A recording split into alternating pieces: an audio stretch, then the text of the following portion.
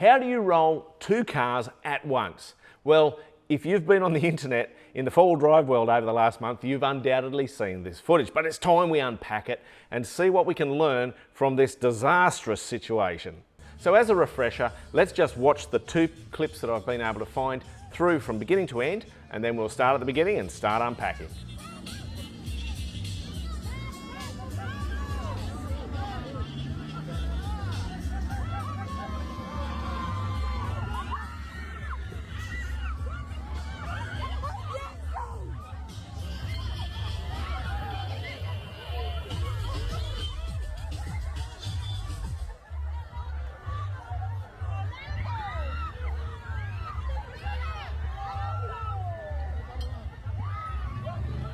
Let's watch the second angle.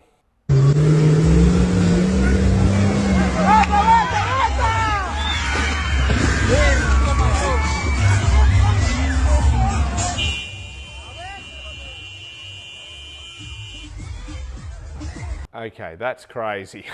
So let's just start at this part of the clip here, before anything disastrous has happened, and just have a think about the situation.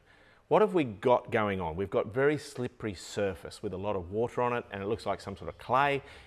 As we saw, people are slipping over and stuff. So it's obviously a very slippery situation. Now here's the thing. When our vehicles have got extremely low traction and they start to get that kinetic energy because they're moving, controlling that mass that's moving is really difficult because you don't have traction. It's kind of obvious, and we all inherently know what I'm talking about, but you've got to bring that memory or that knowledge to bear in these sort of situations where you're doing a really slippery recovery method. So that's the first thing. The second factors we've got going on. People everywhere. Who's in charge of this recovery? Who's making sure that people aren't in the wrong place at the wrong time or in the danger zones? The answer to that, I think, is fairly simple. Nobody.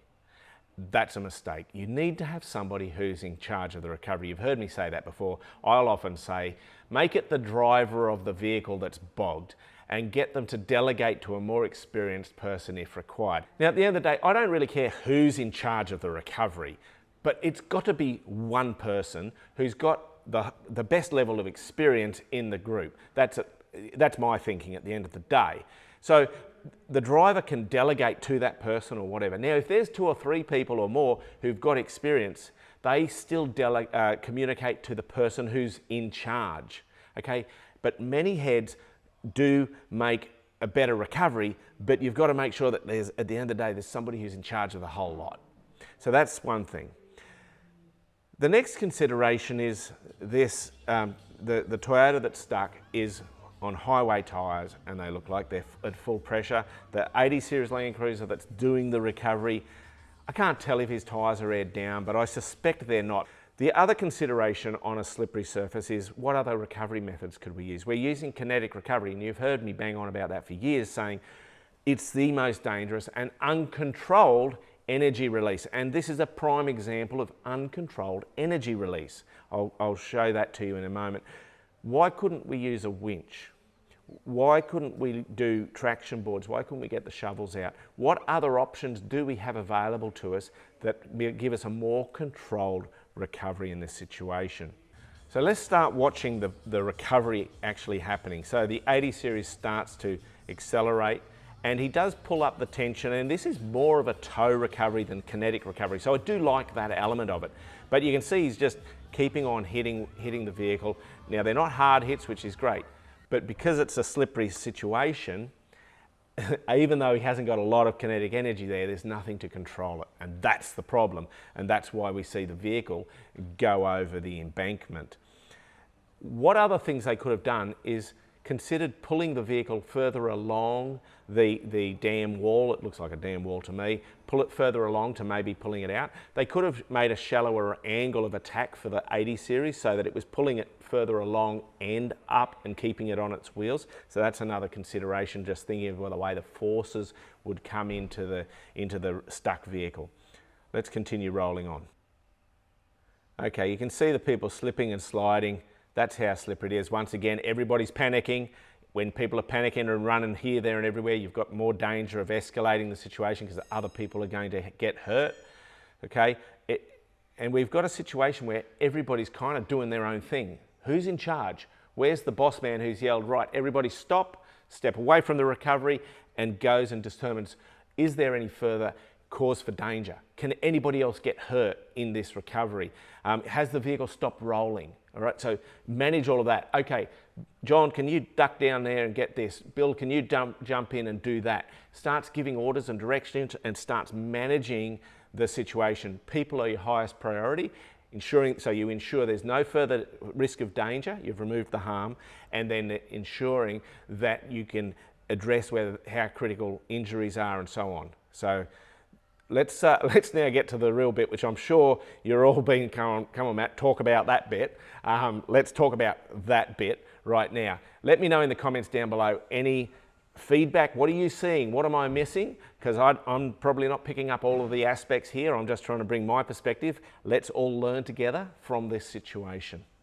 Okay, so the second clip, let's just look at how this is set up in the first instance. So there's been a degree of thinking gone into this recovery. So we've got the Jeep in the background there, you can see, and you can see it's got a snatch strap coming to the back of the Toyota that's stuck. Great, but their angles are off. That Jeep needs to be a lot further over here. I think that's a Pajero in the background. It needs to be a lot further over to this side of the vehicle to make that what they're trying to do work. Their thinking is we want to hold the back of the Toyota from going down the other side. So that's great, you've thought about that, but you haven't executed it correctly. So that's just an observation. Again, a winch would have been the ideal tool for controlling in this recovery in that situation. Okay, let's talk about what we've all been watching.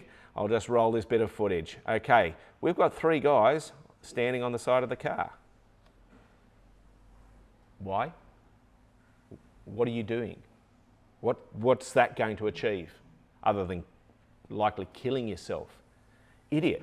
Like seriously, that is the dumbest thing you could do.